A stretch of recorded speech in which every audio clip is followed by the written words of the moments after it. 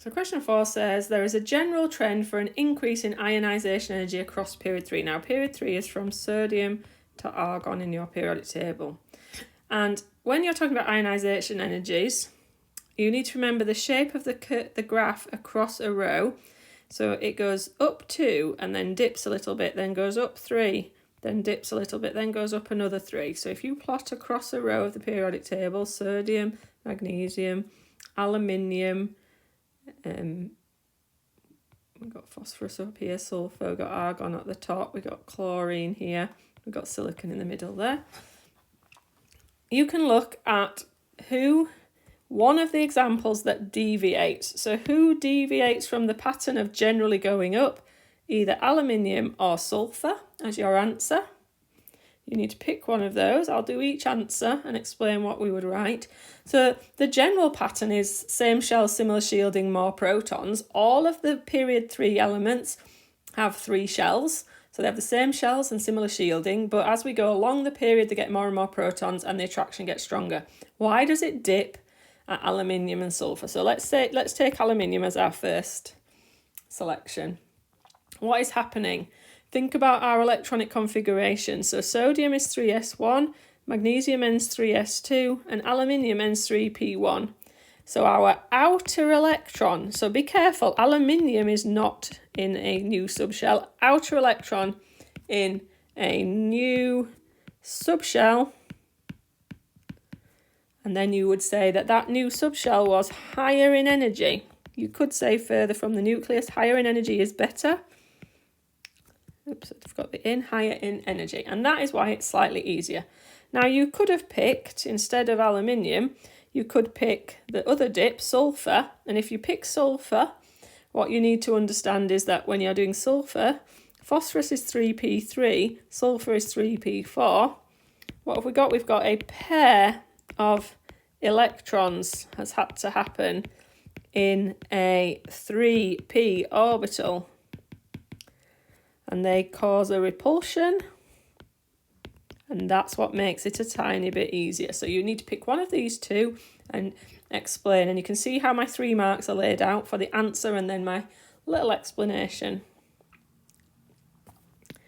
Now we're being asked to give an equation, including state symbols, don't miss that out, to represent third ionisation energy of sodium. So just a little bit of jotting down if we need to think about it. Sodium, ionisation energy is about, when we look back at our definition in the gaseous state, first ionisation energy is losing 1 mole from the atom. Second is losing it from the positive ion. So we become the 2+ ion. And then third is if we lose the third electron from the 2+, we will become the 3+. In the gaseous state, we've lost an electron. So I'm just going to cross out my working, because we shouldn't leave working there that contradicts the right answer.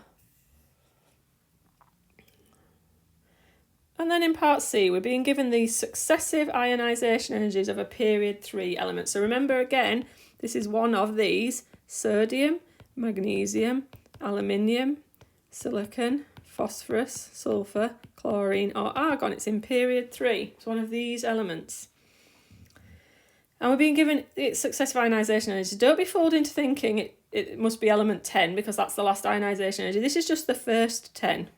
So off it's going, it's trundling along. It takes a small amount of energy, although it's not that small, around 1,000 kilojoules per mole, and then it's a bit more, and then it's a bit more to remove the second, then the third, then the fourth, then the fifth, and then all of a sudden there's a big jump here.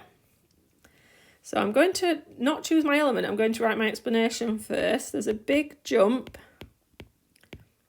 in the energy needed to remove the 6th electron. What does that tell you? Well, that tells you that the 6th electron must be closer to the nucleus than the 5th is. So the 6th electron is in a shell closer to the nucleus than the first 5 were. So what does that mean? So we don't know how many shells we've got, but we know that we removed 5 and the 6th was in a shell closer to the nucleus. So what we know is that there are 5 outer shell electrons, which is equal to being in group 5 of the periodic table. So then we need to go to our periodic table or look at our little pattern. This one's in group 1, magnesium's in group 2, aluminium's in group 3, silicon's in group 4. Phosphorus is our group 5 element from period 3. So our element is phosphorus.